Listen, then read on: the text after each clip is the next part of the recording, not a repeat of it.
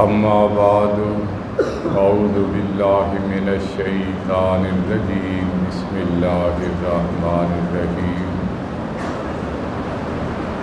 انما کان قول المؤمنین اذا دعوا الی اللہ ورسولہ لیحکم بینہم ان یقولوا سمعنا واطعنا وَأُولَئِكَ هُمُ الْمُفْلِحُونَ۔ میرے بھائیوں، دوستوں، عزیز بچوں، اللہ کی محبت اور جنت کے متلاشی ہم سفر ساتھیوں، دنیا میں بے دین دہریوں کے سوا جتنے بھی لوگ ہیں وہ سب اللہ کو مانتے ہیں۔ ان میں سے ہر طبقے کی یہ کوشش ہے کہ ہمیں اللہ کی محبت اور پیار مل جائے، جس کی بدولت ہم جنت کے حقدار بن سکیں۔ اللہ کی محبت اور پیار کس طرح ملتا ہے، اس کے بارے میں مختلف آراء ہیں۔ کوئی یہ کہتا ہے کہ نعوذ باللہ حضرت عزیر علیہ السلام کو اللہ کا بیٹا ماننے سے اللہ کی محبت ملتی ہے۔ کوئی یہ کہتا ہے نعوذ باللہ ثم نعوذ باللہ کہ حضرت عیسیٰ علیہ السلام کو اللہ کا بیٹا اور سیدہ مریم علیہ السلام کو اللہ کی بیوی ماننے سے اللہ کی محبت ملتی ہے۔ کوئی یہ کہتا ہے کہ مڑیوں اور مورتیوں کی پوجا پاٹ کرنے سے اللہ کی محبت ملتی ہے۔ کوئی یہ کہتا ہے کہ دیویوں اور دیوتاؤں کے چرنوں کو چھونے سے اللہ کی محبت ملتی ہے۔ کوئی یہ کہتا ہے کہ گرنتھ کے پاٹ ادا کرنے اور گردواروں کی یاترا کرنے سے اللہ کی محبت ملتی ہے۔ کوئی یہ کہتا ہے کہ بزرگوں کے آستانوں اور خانقاہوں کا طواف کرنے سے اللہ کی محبت ملتی ہے۔ الغرض اتنی باتیں کہ انسان حیران ہو جاتا ہے کہ ان میں سے وہ کس کو صحیح سمجھے، کس کو غلط سمجھے، کس راستے کو وہ اختیار کرے، کس راستے سے وہ اجتناب برتے۔ وہ حیرانگی کے عالم میں نگاہ آسمان کی طرف اٹھاتا ہے اور عرض کرتا ہے اللہ میں تیری محبت اور پیار کا متلاشی ہوں تاکہ میں تیری جنت کا حقدار بن جاؤں۔ لوگوں نے مجھے الجھن میں ڈال دیا ہے، تو ہی بتا کہ تیری محبت اور تیرا پیار مجھے کس طرح مل سکتا ہے۔ تو وہاں سے آواز آتی ہے قُلْ إِن كُنتُمْ تُحِبُّونَ اللَّهَ فَاتَّبِعُونِي يُحْبِبْكُمُ اللَّهُ۔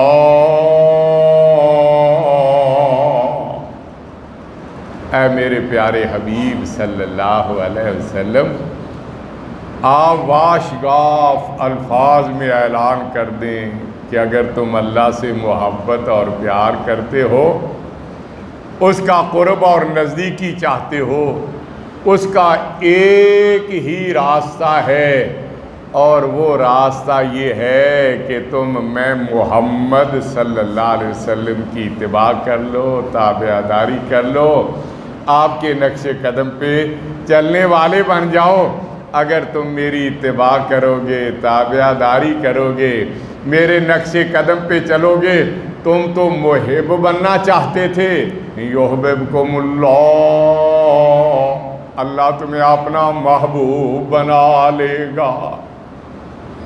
کتنا مشکل معاملہ تھا، قرآن کریم نے 2 لفظوں میں حل کر دیا۔ لوگوں کی ذہنی صلاحیتیں ایک جیسی نہیں ہوتی. کچھ لوگ بڑے ذہین ہوتے ہیں، بات بڑی جلدی سمجھ لیتے ہیں، اور کچھ ایسے بھی ہوتے ہیں جنہیں بات سمجھ تو آ جاتی ہے لیکن ذرا دیر سے آتی ہے. اللہ تعالیٰ نے ایسے لوگوں کو سمجھانے کے لیے ایک دوسرا انداز اختیار کیا. بات وہی ہے، انداز بدلا. فرمایا یا ایھا الذین آمنوا اطیعوا اللہ واطیعوا الرسول واولی الامر منکم. اے ایمان والو، اللہ کی اطاعت کرو، اللہ کے رسول کی اطاعت کرو، اور ان اولی الامر حکمرانوں کی اطاعت کرو جو تم ہی میں سے تمہاری طرح مسلمان ہوں. اللہ کی اطاعت، رسول کی اطاعت، اور اولی الامر مسلمان حکمرانوں کی اطاعت.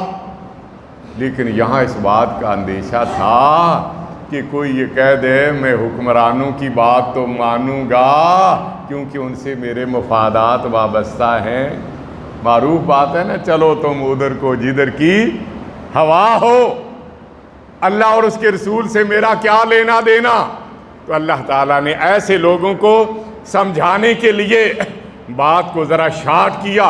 فرمایا یا ایھا الذین آمنوا اطیعوا اللہ واطیعوا الرسول ولا تبطلوا اعمالکم.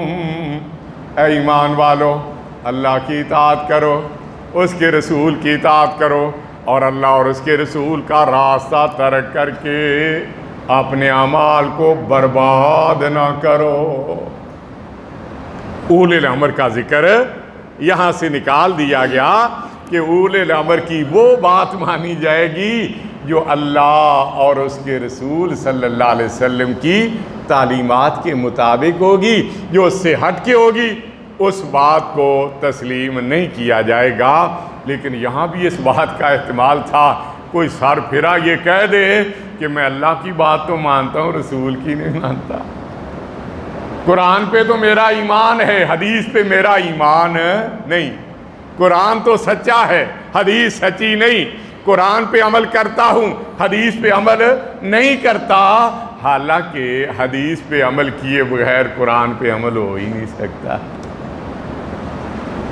ہمیں قرآن کا علم ہوا تو حدیث کی بدولت ہی ہوا. حدیث نے بتایا نبی کریم صلی اللہ علیہ وسلم غار حرا میں اللہ کی عبادت کر رہے تھے کہ جبرائیل علیہ السلام آئے اور آپ پہ وحی کا نزول ہوا، اور پھر مختلف مراحل سے گزرتے ہوئے کس طرح قرآن کی تکمیل ہوئی، یہ سب حدیث نے بتایا ہے. تو اللہ تعالیٰ نے ایسے لوگوں کو سمجھانے کے لیے بات کو ذرا اور شارٹ کیا. فرمایا من یطع الرسول فقد اطاع اللہ. رسول کی اطاعت کرو، جس نے رسول کی اطاعت کی اس نے آٹومیٹک طور پہ اللہ کی اطاعت کر لی. کیونکہ رسول اپنی مرضی سے بولتے نہیں. وما ينطق عن الهوى ان هو الا وحی یوحی. اب وہ اپنی مرضی سے بولتے نہیں، ان کی زبان سے وہی نکلتا ہے اور جو وہی بنا کے ان پہ نازل کیا جاتا ہے. اور رسول وہ کہتے ہیں جو جبرائیل علیہ السلام لے کے آتے ہیں، اور جبرائیل وہ لے کے آتے ہیں اور جو عرش والا انہیں دے کے بھیجتا ہے.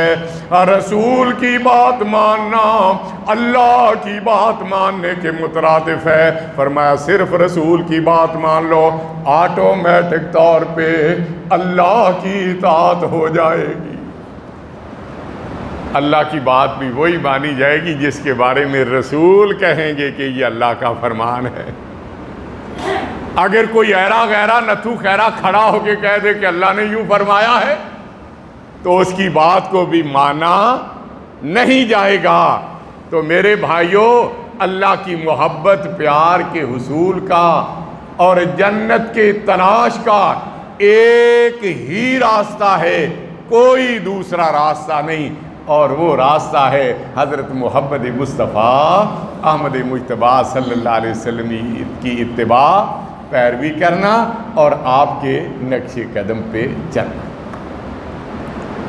قرآن کے بعد جب ہم حدیث کی طرف آتے ہیں تو وہاں سے بھی ہمیں یہی رہنمائی ملتی ہے، اللہ کی محبت چاہتے ہو اور جنت کی حقدار بننا چاہتے ہو تو رسول سے اپنی محبت پیار کے رشتوں کو مضبوط بنا لو، اور رسول کی پیروی کرنے والے، ان کے نقش قدم پہ چلنے والے بن جاؤ، پیدائش سے لے کے موت تک ہر عمل اس طریقے سے کرو جس طرح رسول صلی اللہ علیہ وسلم نے کیا ہے۔ سیدنا عمر فاروق رضی اللہ عنہ آپ کی خدمت میں حاضر ہوئے، ہاتھ میں توریت کا نسخہ ہے، عرض کرتے ہیں اللہ کے رسول یہ تورات کا نسخہ ہے۔ آپ نے بات سنی انسنی کر دی، ٹھیک ہے بھئی ہوگا، ایک وقت تھا کہ تورات پہ عمل کرنا ضروری تھا، اب تو قرآن آ گیا ہے نا، اب تو تورات پہ عمل کرنا ضروری نہیں۔ اب حضرت عمر رضی اللہ عنہ نے تورات کو پڑھنا شروع کیا تو نبی کریم صلی اللہ علیہ وسلم کے رخ انور کے تیور بدلنے لگے۔ آپ کے رازدار حضرت ابو بکر صدیق رضی اللہ عنہ نے جب یہ کیفیت دیکھی تو پریشان ہو گئے۔ سیدنا عمر فاروق سے کہتے ہیں ثاقلت کا سواقل ما ترا بے وجہ رسول اللہ صلی اللہ علیہ وسلم، تجھے گم پانے والی گم پائیں، اور تجھے نبی کریم کے رخ انور کے بدلتے ہوئے تیور نظر نہیں آتے۔ حضرت عمر رضی اللہ عنہ نے توریت سے نظر اٹھائی، نبی کریم کے رخ انور کی طرف جب دیکھا تو لرز گئے، سہم گئے، اور عرض کرتے ہیں اعوذ باللہ من غضب اللہ و غضب رسولہ، رضینا باللہ ربا وبالاسلام دینا وبمحمد نبیا۔ میں اللہ اور اس کے رسول کے غصے سے اللہ کی پناہ مانگتا ہوں۔ ہم اللہ کو رب مان کے، اسلام کو دین مان کے، محمد صلی اللہ علیہ وسلم کو نبی اور رسول مان کے دل و جان سے راضی ہیں۔ میں تو ویسے ہی اس کو پڑھ رہا تھا، نبی کریم کا غصہ کچھ کم ہوا، فرمایا والذی نفس محمد بیدہ لو بدا لکم موسیٰ فاتبعتموہ وترکتمونی لظللتم عن سواء السبیل۔ اس ذات کی قسم جس کے ہاتھ میں محمد صلی اللہ علیہ وسلم کی جان ہے، یہ تو توریت ہے، اگر صاحب تورات موسیٰ علیہ السلام بھی آ جائیں تم ان کی پیروی کرنے لگ جاؤ اور میرا راستہ چھوڑ دو، اور سیدھے راستے سے آپ بھٹک جاؤ گے، موسیٰ کی پیروی کر کے بھی اللہ کی محبت حاصل نہیں کر سکو گے، جنت کے حقدار نہیں بن سکو گے۔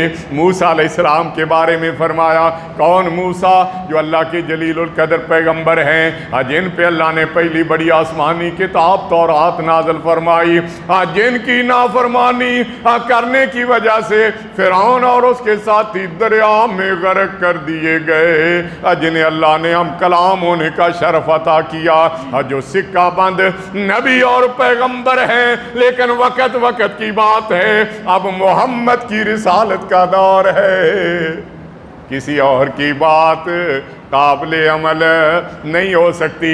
فرمایا اگر موسیٰ علیہ السلام بھی آ جائیں فاتبعتموہ، تم موسیٰ علیہ السلام کی پیروی تقلید کرنے والے بن جاؤ، لظللتم عن سواء السبیل، سیدھے راستے سے بھٹک جاؤ گے۔ ولو کان حیا وادرک نبوتی لتبعنی، اگر موسیٰ علیہ السلام زندہ ہوتے، میری نبوت کے دور کو پا لیتے، تو موسیٰ علیہ السلام کو بھی میری ہی پیروی کرنا پڑتی، کیونکہ اللہ کی محبت کے حصول کا اور جنت کے حقدار بننے کا صرف ایک ہی راستہ ہے، کوئی دوسرا راستہ سرے سے موجود ہی نہیں ہے۔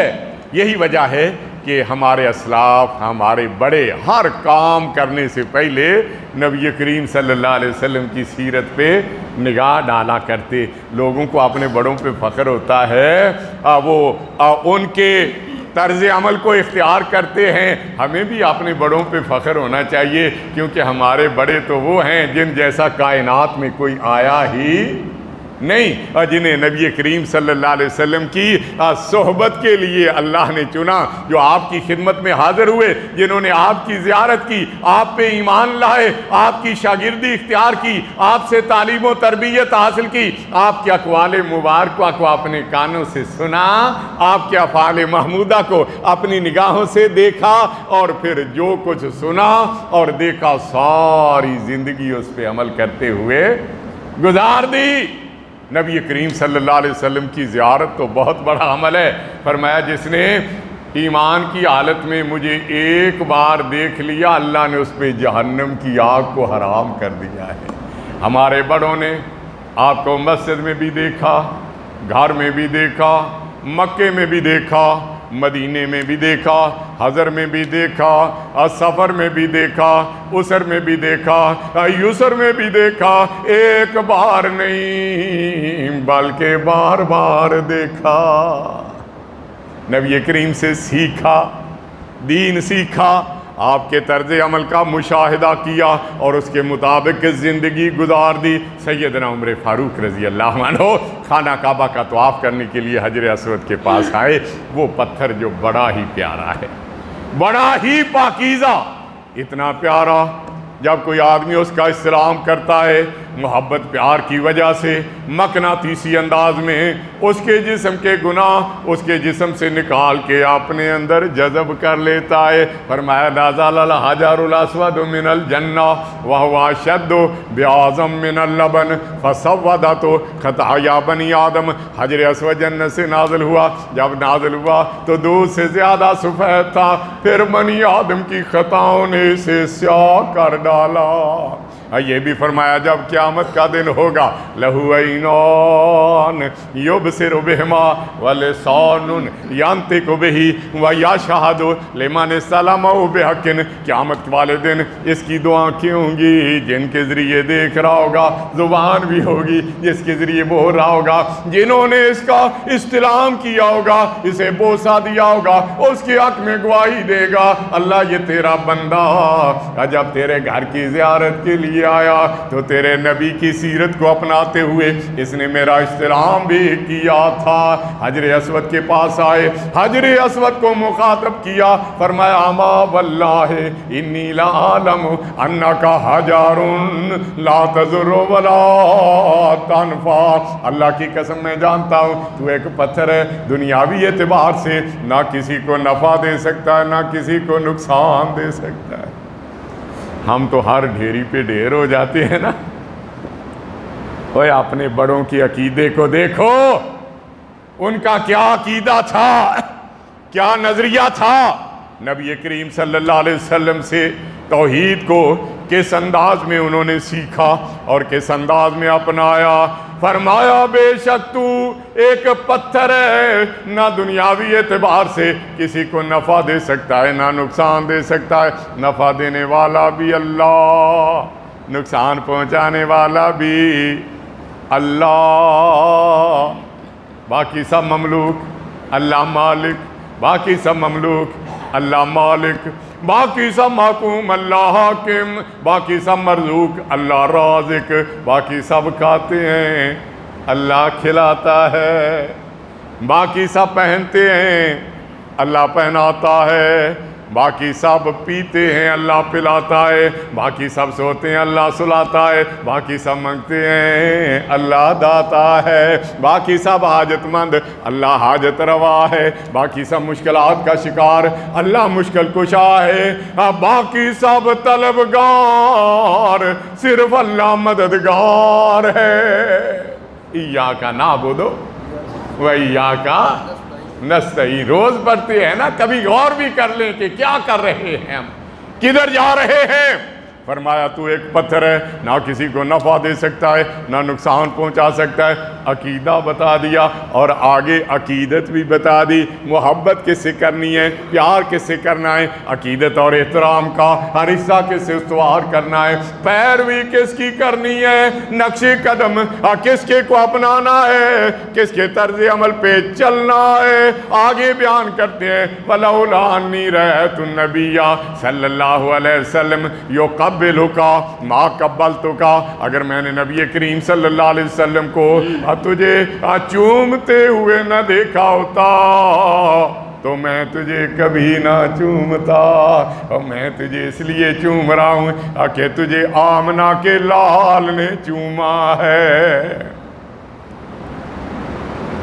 अल्लाह की मोहब्बत के हुसूल, जन्नत के हकदार बनने का एक ही रास्ता है, कोई दूसरा रास्ता नहीं, और वो रास्ता है हज़रत मोहम्मद मुस्तफ़ा अहमद मुज्तबा सल्लल्लाहु अलैहि वसल्लम के साथ इतनी मोहब्बत करो, इतना प्यार करो कि किसी और के साथ मोहब्बत और प्यार की गुंजाइश ही बाकी ना रहे। और जब नबी का तर्ज अमल आ जाए, सारी दुनिया एक तरफ होके रूठ जाती है, रूठ जाए, उसकी परवाह ना की जाए, लेकिन नबी के दामन को कभी हाथ से जाने न दिया जाए, यही ईमान का तकाजा है। अल्लाह फरमाते इन्नमा काना कौलल मोमिनीना इज़ा दुऊ इलल्लाहि व रसूलिही लियहकुम बैनहुम अन यक़ूलू समीअना व अताना व उलाइका हुमुल मुफ़्लिहून। ईमान वालों की कैफियत तो ये है, जब उन्हें अल्लाह और उसके रसूल की तरफ बुलाया जाता है ताकि वो उनके दरमियान फैसला कर दें, और वो कहते हैं हमने सुन भी लिया, एक कान से सुन के दूसरे से निकाला नहीं बल्कि दिलो जान से मान भी लिया। अल्लाह फरमाते हैं उलाइका हुमुल मुफ़्लिहून, यही लोग कामयाब और कामरान हैं अल्लाह की मोहब्बत के हुसूल में आए हैं। जन्नत के हकदार बनने वालों में अपना नाम लिखवाने के लिए अहले हदीस की तालीम भी ये है, अहले हदीस की तबलीग भी ये है, अहले हदीस की दावत भी ये है, अहले हदीस की दुआ भी ये, और अहले हदीस की दुआ भी ये, न हमसी मोज़र है खुदा मांगते हैं। अल्लाह हम मालो दौलत के तालिब नहीं, ज़रूरत तो है ना थोड़ी बहुत, यानी तो आप ही है ना, बाकी तो सारे मोहताज, लेकिन हमारी तवज्जो इसकी तरफ नहीं, हमारी तवज्जो तो किसी बड़े मकसद की तरफ है, और जिसमें हम कामयाबी चाहते हैं। ना हमसी मोज़र है खुदा मांगते हैं, ना हस्ती शौकत नुमा मांगते हैं, फ़कत एक तुझसे दुआ मांगते हैं, मोहम्मद के दर की कज़ा मांगते हैं। अल्लाह जो फैसले वहाँ हुए ना, उन फैसलों पे हमें अमल करने की सआदत अता फरमा। कोई अपनी गुर्बत पे रहता है पुरनम, किसी को तलब जाहो हशमत की हरदम, कोई मायले शानो शौकत मगर हम मदीने में थोड़ी सी जा मांगते हैं। और किसी को कूफे से प्यार, किसी को बसरे से प्यार, किसी को दमिश्क से प्यार, किसी को बगदाद से प्यार, किसी की मोहब्बतों चाहतों का मरकज व महवर हिंद की कोई बस्ती, किसी की चाहतों का मरकज सिंध की कोई बस्ती। अहले हदीसों की निगाह उठती है तो मक्के की तरफ उठती है या मदीने की तरफ उठती है। कोई अपनी गुर्बत पे रहता है पुरनम, किसी को तलब जाहो हशमत की हरदम, कोई मायले शानो शौकत मगर हम मदीने में थोड़ी सी जा मांगते हैं। कोई जाने क्या हम क्या मांगते हैं, खुदा से हबीबे खुदा मांगते हैं। अल्लाह की मोहब्बत के उसूल का एक ही रास्ता है, जन्नत की तलाश का एक ही रास्ता है, और वो है हज़रत मोहम्मद मुस्तफ़ा अहमद मुज्तबा सल्लल्लाहु अलैहि वसल्लम से मोहब्बत और प्यार का ऐसा मजबूत रिश्ता कायम करना, सारी दुनिया एक तरफ हो जाए तो उसकी परवाह न की जाए, लेकिन पैगंबर मदीना ताजदार मदीना का दामन किसी हालत में छोड़ा न जाए। रमज़ानुल मुबारक है ना, इसमें भी हमें नबी करीम सल्लल्लाहु अलैहि वसल्लम के तर्ज़ अमल को इख्तियार करना है। जब रमज़ान आता, सहाबा किराम बयान करते हैं आप कार खैर में रमज़ान के दो मकसद होते हैं, एक नेकियों में बंदे इजाफा करवा लें और दूसरा अपना गुनाह बख्शवा लें। तभी ایک طرف جہنم کے دروازے بند کر دیے جاتے ہیں، دوسری طرف جنت کے دروازے کھول دیے جاتے ہیں۔ نبی کریم صلی اللہ علیہ وسلم جہاں عبادات میں آگے نظر آتے، وہاں اللہ کے حضور دعائیں التجائیں کرنے میں بھی سب سے آگے نظر آتے۔ کانا اجود من الریح المرسلہ، نبی کریم صلی اللہ علیہ وسلم خیر کے کاموں میں، اللہ سے معافیاں مانگنے کے عمل میں تیز ہوا سے بھی زیادہ تیز ہوتے۔ اللہ آپ نے ہمیں رمضان عطا کیا، اپنے نبی کی سیرت کو اپناتے ہوئے ہمیں اس مہینے میں نیکیاں کرنے کی توفیق بھی عطا فرما۔ اللہ اپنے گناہوں کو بخشوانے کے لیے تگودو کرنے کی سعادت بھی عطا فرما۔ میرے بھائیوں، ہمارے ماں باپ، ہمارے اساتذہ، ہمارے بزرگوں میں سے ہمارے بڑے جنہوں نے ہماری پرورش کی، جنہوں نے ہماری تعلیم و تربیت کی، ہم سے بچھڑ کے اللہ کو جا ملے ہیں، ان کے حق میں دعا کیجیے، اللہ ان کی مغفرت فرمائے، اللہ ان کے درجات بلند فرمائے۔ اپنے لیے بھی دعا کریں کہ اللہ جس طرح آپ نے رمضان عطا کیا ہے، ہمیں رمضان کے ثمرات بھی عطا کر دے۔ اللہ نیکیاں کرنے کی توفیق بھی عطا فرما، اللہ گناہوں کو بخشوانے کے لیے تگودو کرنے کی سعادت بھی عطا فرما۔ اللہ ہم جب دنیا سے رخصت ہو جائیں، ہمیں بھی جنت کا مکین بنا دینا۔ اپنے بچوں کے حق میں دعا کریں۔ یہ دیکھو چھوٹے چھوٹے بچے بیٹھے ہوئے ماشاءاللہ ہیں، جب سے میں نے گفتگو شروع کی ہے نا، جس طرح بڑے توجہ و شوق اور انتباہ کے ساتھ سن رہے ہیں نا، مجال ہے کہ بچوں کا خیال بھی ادھر گیا ہو۔ تو یہ کیا ہے؟ یہ اللہ کی کرم نوازی ہے۔ اللہ ہمارے بچوں، ہماری اولادوں کو بھی نیکی کی راہ پہ گامزن فرما دے۔ اللہ ساری زندگی اسی راہ پہ انہیں چلنے کی توفیق عطا فرما۔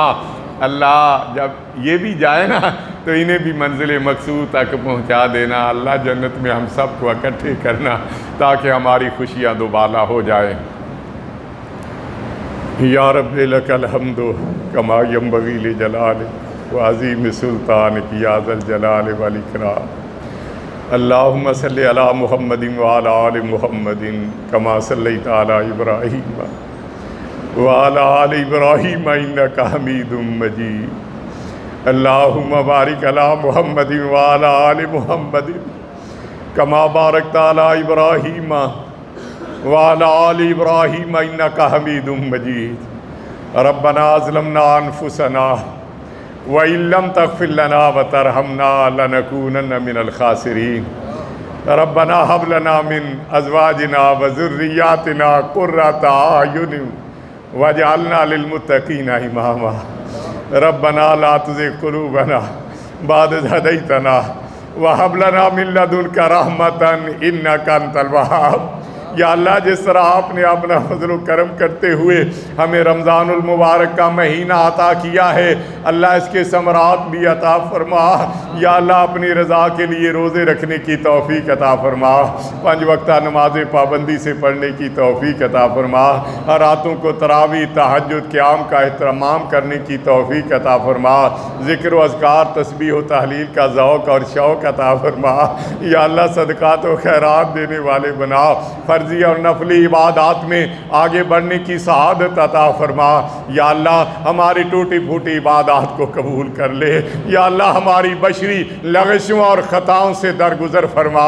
یا اللہ ہم گنہگار ہیں، خطاکار ہیں، سیاہکار ہیں، آپ کی نافرمانیاں حکم عدولیاں کر کے نامہ اعمال سیاہ کر بیٹھے ہیں۔ اللہ لا گنہگار سہی، لا خطاکار سہی، اللہ بندے تو آپ ہی کے ہیں۔ اگر آپ نے ہمیں معاف نہ کیا، ہم پہ رحم نہ فرمایا، تو ہم تو کہیں کے نہیں رہیں گے۔ اے ہمارے رحیم و کریم اللہ ہمارے گناہ معاف کر دے، ہماری خطائیں معاف کر دے، ہماری لغزشیں اور سیاہکاریاں معاف کر دے، ہمارے جرائم اور حکم عدولیاں معاف کر دے۔ اللہ ہمارے تمام گناہوں پہ سیاہی پھیر دے۔